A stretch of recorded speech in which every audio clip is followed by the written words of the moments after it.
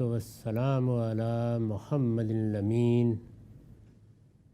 اعوذ باللہ من الشیطان الرجیم بسم اللہ الرحمن الرحیم۔ خواتین و حضرات،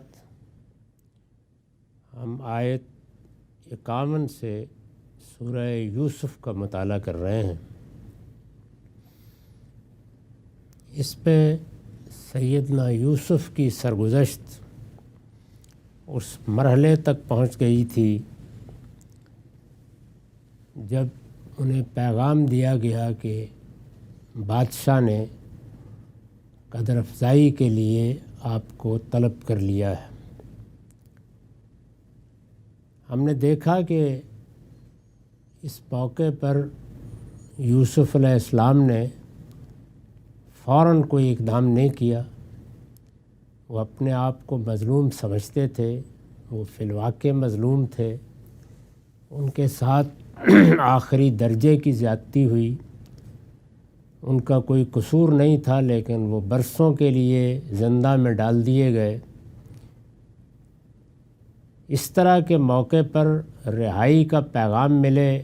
تو آدمی دائیں بائیں نہیں دیکھتا، لیکن جب ان کو پیغام ملا تو انہوں نے رہا ہونے سے انکار کر دیا اور یہ کہا کہ پہلے اس معاملے کی تحقیق ہونی چاہیے۔ بادشاہ کو جب یہ بات معلوم ہوئی تو اس نے ان سب عورتوں کو بلا لیا اور ان سے پوچھا کہ یہ سب کیا ماجرا تھا۔ اس سے معلوم ہوتا ہے کہ اس موقع پر پوری بات کو خاندان کے اندر ہی رکھنے کی صحیح کی گئی ہوگی، اور اگر بادشاہ کے بھی علم میں کوئی چیز آئی ہوگی تو جیسے کہ اس طرح کے موقعوں پر ہوا کرتا ہے، اس نے بھی خیال کیا ہوگا کہ کوئی معاملہ ہوا گھر میں، لڑکا ہوگا قصوروار، اس کو ان لوگوں نے جیل میں ڈال دیا۔ آقاؤں کو اس زمانے میں غلاموں پر ایسے ہی اختیارات ہوتے تھے۔ اب جب یہ معاملہ دوبارہ سامنے آیا اور اس شان کے ساتھ سامنے آیا تو بادشاہ نے ان سب کو بلا بھیجا اور پھر اس کے بعد ان سے بلا کر پوچھا، قال ما خطبکن اذ راوتن یوسف عن نفسہ، تمہارا کیا ماجرا ہے جب تم نے یوسف کو پھسلانے کی کوشش کی تھی؟ یعنی یہ پوچھا اس نے۔ اس پر میں نے لکھا ہے، یہ جملہ بتا رہا ہے کہ اس وقت تک یہ حقیقت بادشاہ پر بھی بڑی حد تک واضح ہو چکی تھی کہ سارا چھل فریب عورتوں ہی کا تھا۔ یعنی جب یہ واقعہ سنایا گیا، کچھ اس کی تفصیلات سامنے آئیں، یوسف علیہ السلام کا پیغام پہنچا، تو یہ صاف معلوم ہوتا ہے کہ حقیقت بڑی حد تک گرد و پیش نے واضح کر دی تھی۔ استاذ امام لکھتے ہیں، اصل یہ ہے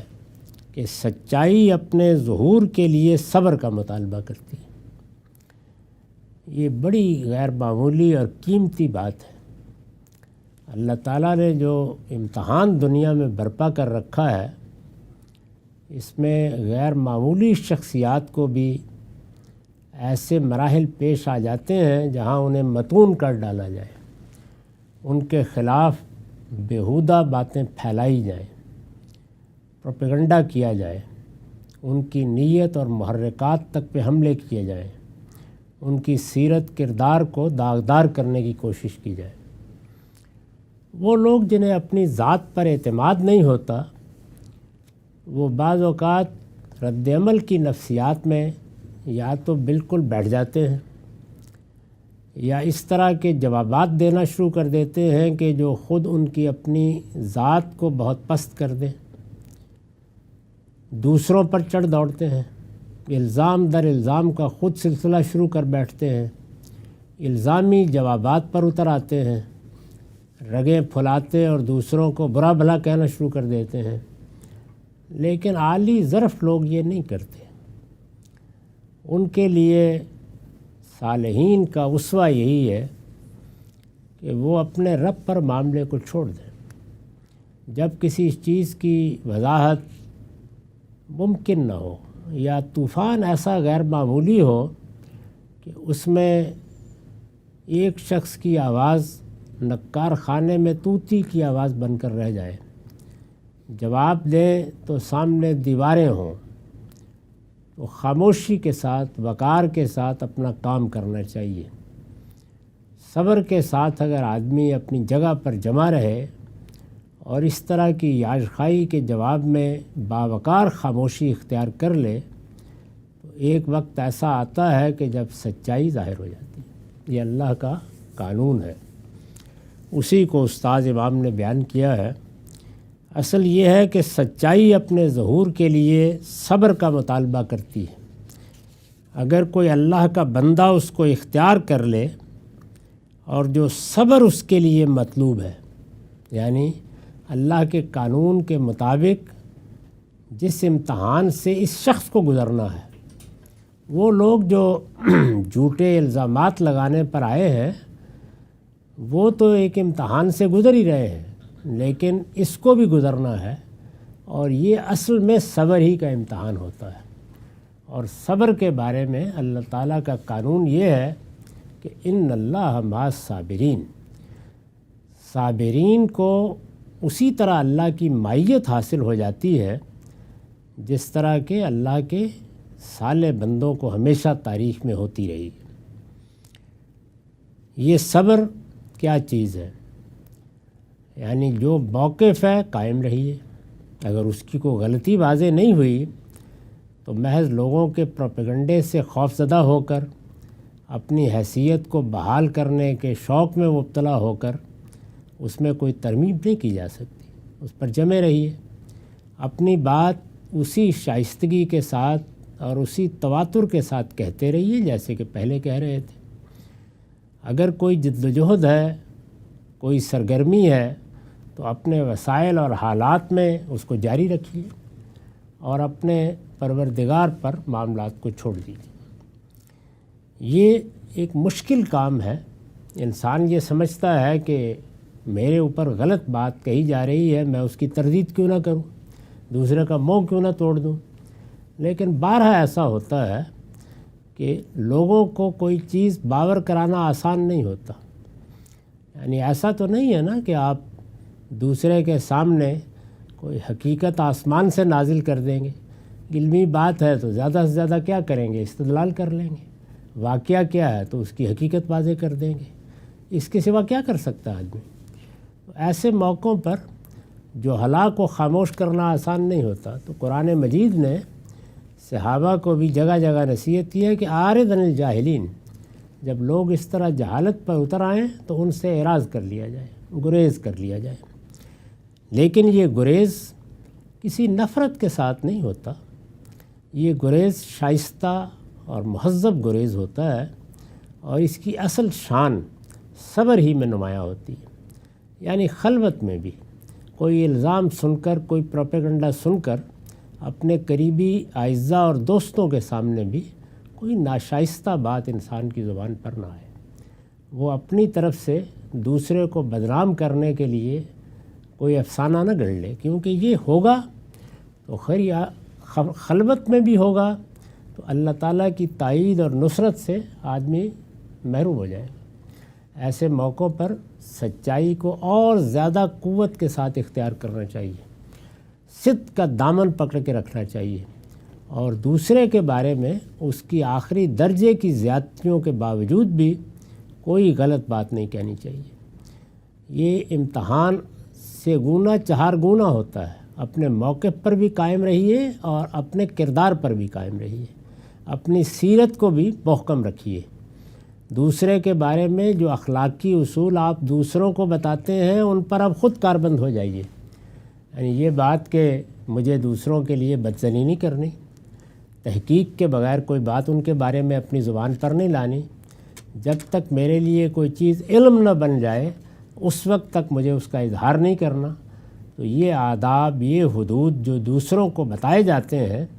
یا اپنے اوپر کوئی تنقید ہو تو ہم چاہتے ہیں کہ دوسرا اس کا لحاظ کرے، اس موقع پر اس کا لحاظ خود متون شخص کو کرنا ہے، جس پر الزام لگایا جا رہا ہے اس کو اور زیادہ آگے بڑھ کر یہ اقدام کرنا ہوگا۔ یہی چیز ہے کہ جو کسی شخص کو، کسی بڑے آدمی کو اس کے بڑے پن کے ساتھ اس طرح کے امتحان میں نمایاں کرتی ہے۔ یہی چیز ہے کہ جو لوگوں کو صدق کے مجسم بنا دیتی ہے۔ یہی چیز ہے کہ جو ان کے گرد پیش کے ماحول کو، ان کے دوستوں کو، ان کے اعزاء کو، ان کے خاندان والوں کو، ان کے تلامذہ کو بھی یہ پیغام دیتی ہے کہ اصلی چیز سیرت اور کردار کا محکم ہونا ہے۔ یہ کوئی عمل اور رد عمل کی چیز نہیں ہے، یہ کوئی جواب در جواب کا سلسلہ نہیں ہے، یہ کوئی فتح و شکست کا معاملہ نہیں ہے۔ اور جب یہ نہیں ہے تو پھر اصل میں ہم سب معرض امتحان میں ہیں۔ وہ آدمی بھی اپنا امتحان دے رہا ہے، دیکھیے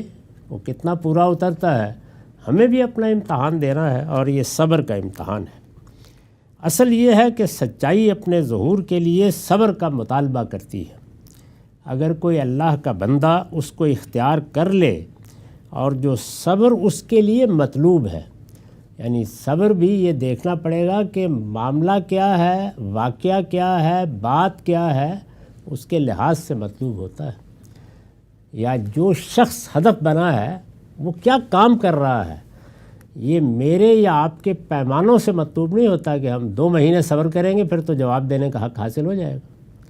یہ یوں نہیں ہوتا، بلکہ اس چیز کے لحاظ سے آدمی صبر کرتا ہے۔ جو صبر اس کے لیے مطلوب ہے اس کا حق ادا کر دے تو وہ وقت لازماً آتا ہے، یعنی اللہ کا قانون یہی ہے، وہ وقت لازماً آتا ہے جب اس کی صداقت کی صدائے بازگشت در و دیوار سے سنائی دیتی ہے۔ یعنی پے در پے ایسے واقعات ہونا شروع ہو جاتے ہیں کہ جس کے بعد صداقت ہی صداقت نمایاں ہوتی ہے، یہاں تک کہ دشمن بھی اس کی گواہی دیتے ہیں، وہ نوبت آ جاتی ہے۔ اور بالعموم دنیا میں یہی طریقہ ہے، الا یہ کہ اللہ تعالیٰ کسی خاص معاملے میں قیامت ہی کے دن پر معاملے کو ٹال دے، اس کے بھی امکانات ہوتے ہیں، لیکن عام طور پر یہ سب دنیا میں ہو جاتا ہے۔ اور بڑی شخصیات کے معاملے میں، رہنماؤں اور زعماء کے معاملے میں یہ ہو جاتا ہے۔ اب یہاں بھی کیا ہوا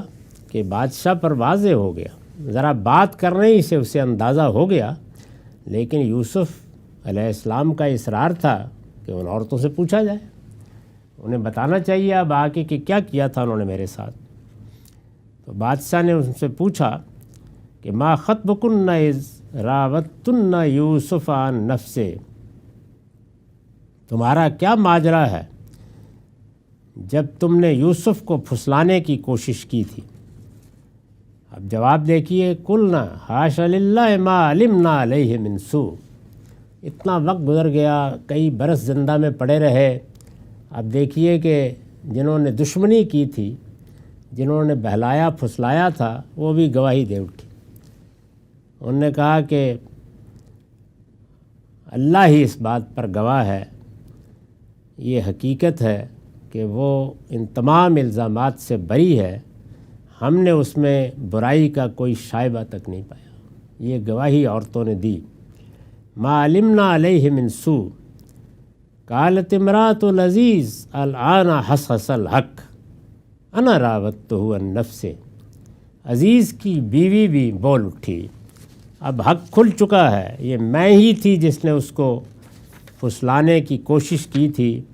وَإِنَّهُ لَمِنَ الصَّادِقِينَ، اس میں شبہ نہیں کہ وہ بالکل سچا ہے۔ یعنی اتنی دیر تک 18-20 سال صبر کرنے کا یہ نتیجہ نکلا کہ گویا در و دیوار نے گواہی دے دی کہ یوسف کے ساتھ زیادتی ہوئی تھی، عورتوں ہی نے یہ سب معاملہ کیا تھا، جس طرح کے پیچھے بیان ہوا یہ ان کا قید اور فریب تھا، وہی اس معاملے کو وہاں تک لے گئیں کہ جس کے بعد عزیز مصر کے سامنے بھی اپنی عزت بچانے کے لیے اور کوئی راہ باقی نہیں رہی کہ یوسف ہی کو زندہ میں ڈال دے۔ یہ ساری بات، یہ ساری حقیقت بالکل کھل گئی۔ اس کو خود عزیز کی بیوی نے ان الفاظ میں بیان کیا، الآن حصحص الحق، یعنی حق تو اس وقت بھی واضح تھا، اب تو گویا گرد و پیش پر واضح ہو گیا، سننے دیکھنے والوں پر واضح ہو گیا، وقت نے اس پر اپنی مہر تصدیق ثبت کر دی،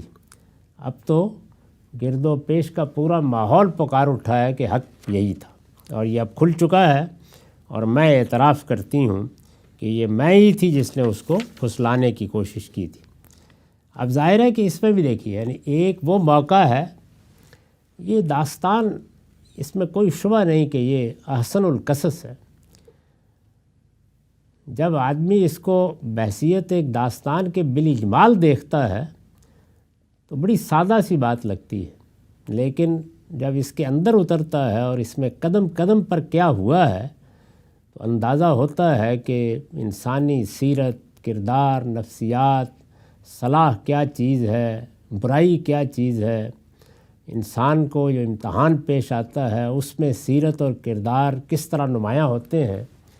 یہ بڑی عجیب داستان ہے جو پوری طرح کھل جاتی ہے۔ تو یہاں دیکھیے ایک اور غیر معمولی معاملہ ہوا، یعنی ایک وہ غیر معمولی معاملہ تھا اور وہ یہ تھا کہ پیغام آ گیا ہے، ایک مظلوم آدمی جس کے ساتھ زیادتی ہوئی ہے، بادشاہ نے اس کو بلا لیا، اس کی قدر افزائی ہو گئی، لیکن وہ یہ کہتا ہے کہ پہلے تحقیق کے حق ہوگی پھر باہر نکلوں۔ میں نے آپ کو بتایا تھا کہ خود رسول اللہ صلی اللہ علیہ وسلم نے ایک حدیث میں آتا ہے کہ یہ کہا کہ میں شاید یہ نہ کر سکتا، اپنے بارے میں فرمایا، یعنی یوسف ہی یہ کر سکتے تھے۔ ہو سکتا ہے کہ میں یہ خیال کرتا کہ میں مظلوم ہوں، میرے ساتھ زیادتی ہوئی ہے، رہائی ہو رہی ہے تو مجھے جانا چاہیے، لیکن وہ نہیں کہے، انہوں نے کہا پہلے تحقیق ہوگی۔ اب تحقیق کرانے میں ظاہر ہے ایک خاص طرح کے استکبار کا اظہار بھی ہوتا ہے، یعنی یہ خیال ہوتا ہے کہ میں بڑی چیز ہوں۔ تو دیکھیے اس پہ کس طرح ایک بندہ عاجز تبصرہ کرتا ہے۔ ذالک لیعلم انی لم اخنہ بالغیب، یوسف نے کہا اس سے میری غرض یہ نہیں تھی کہ اپنی پارسائی کی دھونس دوسروں پر جماؤں، میں نے تو صرف یہ چاہا تھا کہ عزیز یہ جان لے کہ میں نے درپردہ اس کی خیانت نہیں کی تھی۔ میں صرف یہ واضح کرنا چاہتا تھا کہ ایک شخص نے میرے ساتھ احسان کیا، میرے اوپر کرم فرمایا، تو کیا میں نے درپردہ اس کی بیوی پر ڈورے ڈالنے کی کوشش کی؟ اور پھر کہا کہ وَأَنَّ اللَّهَ لَا يَهْدِي كَيْدَ الْخَائِنِينَ، اس لیے کہ میں یہ جانتا تھا کہ جو خیانت کرتے ہیں ان کی چال کو اللہ چلنے نہیں دیتا۔ یعنی اعتماد کیا ہے اور اللہ کی سنن پر یقین اور اذعان کا کیا عالم ہے۔ تو انہوں نے کہا کہ میں نے یہ صرف اس لیے کیا۔ آپ دیکھیں گے اگلا جملہ بتا دے گا کہ وہ فوراً یہ محسوس کرتے ہیں کہ میرے اس طرح ایک بلند مقام پر کھڑے ہو کر یہ کہنے کے نتیجے میں کہیں تکبر کا اظہار تو نہیں ہو گیا، تو واضح کرتے ہیں اس بات کو۔ اس پر میں نے لکھا ہے، یہ حضرت یوسف نے معاملے کی تحقیق پر اپنے اصرار کی وجہ بتائی ہے۔ اس کا موقع غالباً اس وقت آیا ہوگا جب قید خانے میں انہیں تحقیقات کے نتائج بتائے گئے ہوں گے، یعنی جو لوگ پیغام لے کے آئے ہوں گے کہ اس طرح بادشاہ نے بلایا ہے، یہ ہوا ہے، تو انہوں نے اپنا عذر پیش کیا کہ یہ بات ذرا اپنی پارسائی کو بھی بیان کرنے کے پہلو سے دیکھی جا سکتی ہے، تو میں واضح کر دوں کہ یہ میں نے اس لیے کیا کہ عزیز یہ جان لے، یعنی مجھے اگر معاملہ صرف میرے پروردگار کا ہوتا تو میں چھوڑ دیتا، لیکن اس شخص کے دل کے کسی گوشے میں بھی، ذہن کے کسی گوشے میں بھی اگر یہ خیال رہا ہو کہ ہو سکتا ہے یوسف ہی نے یہ معاملہ کیا ہے، تو میں اس کو صاف کر دینا چاہتا تھا۔ کہتے ہیں وَمَا أُبَرِّئُ نَفْسِي، میں کچھ اپنے نفس کی برات نہیں کر رہا، یعنی کوئی یہ خیال نہ کرے کہ میں اپنی پارسائی ثابت کرنا چاہتا ہوں، میں یہ بتانا چاہتا ہوں کہ میں اور یوسف اور مجھ سے گناہ ہو جائے، مجھ سے غلطی ہو جائے، میں کچھ اپنے نفس کی برات نہیں کر رہا ہوں۔ ان النفس لامارۃ بالسوء، نفس تو برائی پر اکساتا ہی ہے، وہ میرے اندر بھی موجود ہے۔ یہ دیکھیے کہ یہ پیغمبر ہے، یعنی کیا شان ہے اور کس طرح سے وہ بات کرتے ہیں۔ نفس تو برائی پر اکساتا ہی ہے۔ ان النفس لامارۃ بالسوء الا ما رحم ربی، الا یہ کہ جب میرا پروردگار رحم فرمائے، یعنی نفس میں برے خیالات بھی آتے ہیں، میلانات بھی پیدا ہوتے ہیں، انسان بعض اوقات اس کی طرف سے بار بار کی انگیخت کے نتیجے میں برائی کی طرف 4 قدم بڑھا بھی لیتا ہے، ہر انسان کے ساتھ یہ ہوتا ہے۔ وہ کہتے ہیں کہ میں بھی اس سے بالا تر نہیں ہوں، میں کوئی اپنی پارسائی کی بات نہیں کر رہا، ہاں اللہ کرم فرمائے اور وقت پر روک لے تو یہ اس کی عنایت ہے۔ اس میں ایک عربیت کا پہلو بھی ہے۔ اصل الفاظ ہیں الا ما رحم ربی، ان میں ما ہمارے نزدیک زمان کے معنی میں ہے، ترجمے میں اسی کی رعایت ملحوظ ہے، یعنی اس کا ترجمہ یہ نہیں ہونا چاہیے کہ الا یہ کہ میرا پروردگار جو رحم فرمائے، نہیں، جب رحم فرمائے۔ تو ما بعض اوقات زمان کو بیان کرتا ہے، حقیقت یہ ہے کہ میرا پروردگار بڑا بخشنے والا ہے، ان ربی غفور الرحیم، اس کی شفقت ابدی۔ تو یہ انہوں نے اس موقع پر اپنا عذر بیان کیا کہ میں اگر باہر نہیں گیا اور میں نے اس پر اصرار کیا ہے تو کوئی اپنی پارسائی ثابت کرنا مقصود نہیں تھا، بلکہ یہ چیزیں تھیں، اور اپنے بارے میں ایک عاجز بندگی کا احساس رکھتا ہوں۔ مجھے معلوم ہے کہ ہم سب میں گناہ کے داعیات پیدا ہوتے ہیں، نفس برائی پر اکساتا ہے، یہ میرا رب کا کرم تھا کہ میں اس وقت محفوظ رہا، بس مجھے یہ بتانا تھا کہ میں نے عزیز کے ساتھ کوئی خیانت نہیں کی، یہ بتانا مقصود تھا۔ وقال الملک ائتونی بہ، بادشاہ نے کہا اس کو میرے پاس لاؤ، یعنی جب یہ ساری بات معلوم ہوئی، انہوں نے بتایا کہ اس طرح سے تحقیق بھی ہو گئی ہے، بادشاہ نے کہا اس کو میرے پاس لاؤ، استخلصہ لنفسی، میں اسے اپنے لیے خاص رکھوں گا، یعنی یہ گویا اس بات کا اظہار تھا کہ بادشاہ نے ان کو مقرب خاص بنانے کا فیصلہ کر لیا۔ اس پر حاشیہ ہے، اس پر تعجب نہ ہونا چاہیے، بادشاہ کے خواب کی نہایت دلنشیں تعبیر اور اس کے ساتھ جس ہولناک قحط کے ظہور کی خبر خواب میں دی گئی تھی، اس کے مقابلے کی تدبیر، الزامات کی تحقیق کے بغیر رہائی کی پیشکش قبول کرنے سے انکار، اور اس کے نتیجے میں عزیز کی بیوی اور دوسری عورتوں کا اعتراف حق، استاذ امام کے الفاظ میں ان تینوں میں سے کوئی ایک بات بھی بادشاہ کو حضرت یوسف کا گرویدہ بنانے کے لیے کافی ہو سکتی تھی، یعنی ہر چیز اپنی جگہ ایک بے مثال کردار کا نمونہ ہے، اور جو علم اللہ نے ان کو دیا تھا اس کا بھی ظہور ہے۔ تو علم اور کردار، علم اور سیرت اگر یہ اس درجے میں نمایاں ہو کر سامنے آ جائیں تو پھر کیا کہنے ہیں، کوئی بھی شخص عاشق ہو سکتا ہے، تو بادشاہ بھی دل سے گرویدہ ہو چکا تھا۔ لیکن جس شخص کے باب میں یہ تینوں باتیں اکٹھی بادشاہ کے علم میں آئیں، یعنی پہلے علم کا ظہور ہوا کہ چیزوں کی تہ تک پہنچنے کی کیا صلاحیت ہے، یہ ایک الجھا ہوا خواب تھا، بظاہر سننے والوں کو یہی لگتا تھا کہ بادشاہ سلامت نے کوئی اپنے ہی باطن کی آوازیں سن لی ہیں اور کوئی اپنے ہی اندر چھپی ہوئی تمثیل دیکھ لی ہے،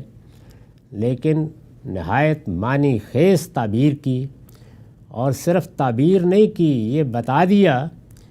کہ اب تمہیں اس آفت سے بچنے کے لیے کیا تدبیر کرنی ہے۔ تو تعبیر بھی بتائی، تدبیر بھی بتائی۔ تعبیر نے یہ بتا دیا کہ علم کتنا غیر معمولی ہے،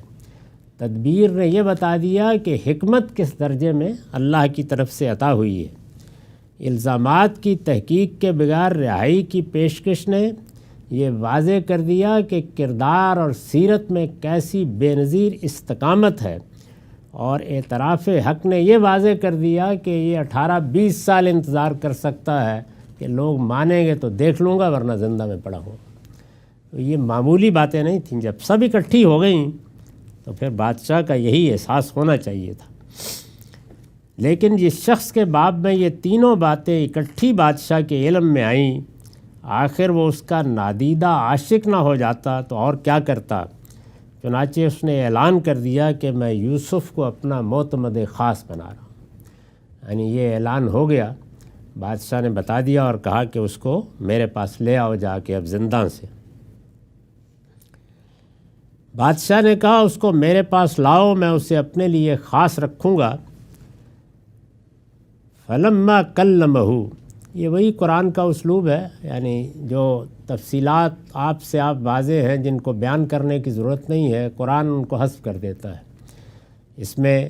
یہ ساری بات محذوف ہے،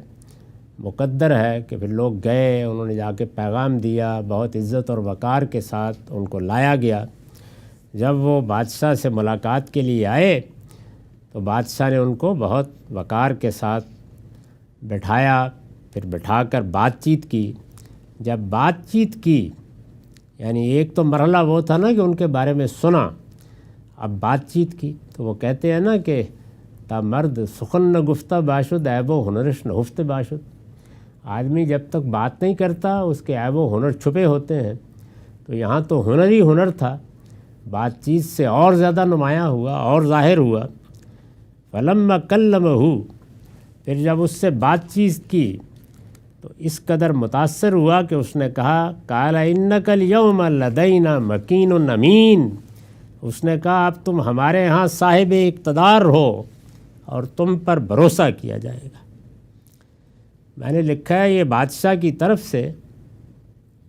نظم حکومت میں بڑے سے بڑے منصب کی پیشکش ہے۔ گویا بادشاہ نے کہہ دیا کہ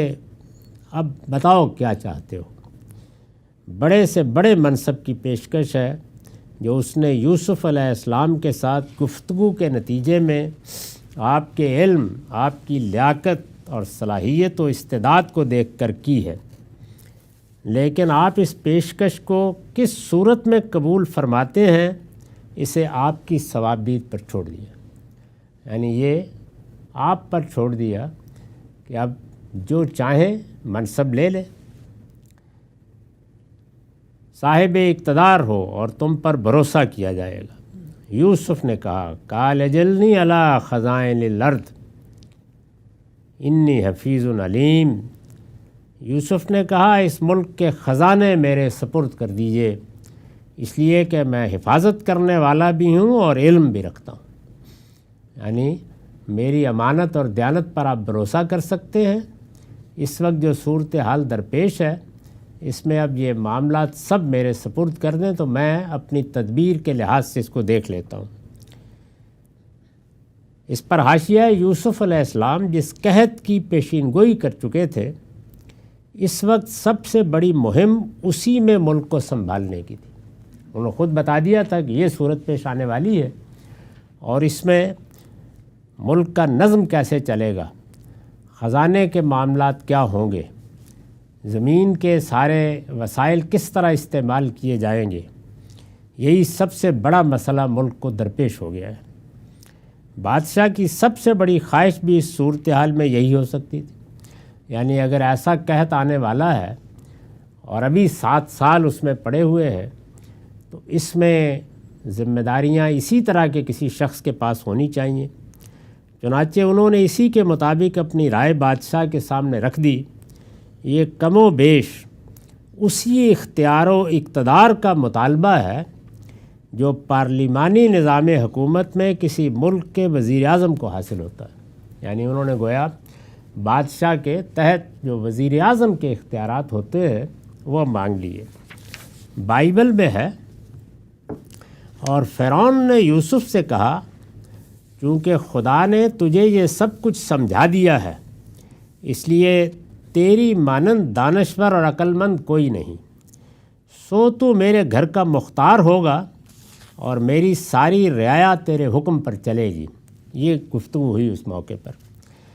فقط تخت کا مالک ہونے کے سبب سے میں بزرگ تر ہوں، گویا آئینی بادشاہت تک آ گئی نوبت۔ اور فرعون نے یوسف سے کہا دیکھ میں تجھے سارے ملک مصر کا حاکم بناتا ہوں۔ اور فرعون نے اپنی انگشتری اپنے ہاتھ سے نکال کر یوسف کے ہاتھ میں پہنا دی اور اسے باریک کتان کے لباس میں آراستہ کروا کر سونے کا طوق اس کے گلے میں پہنا دیا اور اس نے اسے اپنے دوسرے رتھ میں سوار کرا کر اس کے آگے آگے یہ منادی کروا دی کہ گھٹنے ٹیکو، اور اس نے اسے سارے ملک مصر کا حاکم بنا دیا۔ اور فرعون نے یوسف سے کہا، میں فرعون ہوں اور تیرے حکم کے بغیر کوئی آدمی اس سارے ملک مصر میں اپنا ہاتھ پاؤں ہلانے نہ پائے گا۔ یہ کتاب پیدائش کا اقتباس ہے۔ اس سے یہ بات واضح ہو جاتی ہے کہ ان کو جو اقتدار ملا وہ کس درجے کا اقتدار تھا اور کس طرح مصر کا پورا ملک ان کے حوالے کر دیا گیا۔ ہمارا وقت ختم ہو گیا۔ اقول قولی ھذا واستغفر اللہ لی ولکم ولسائر المسلمین۔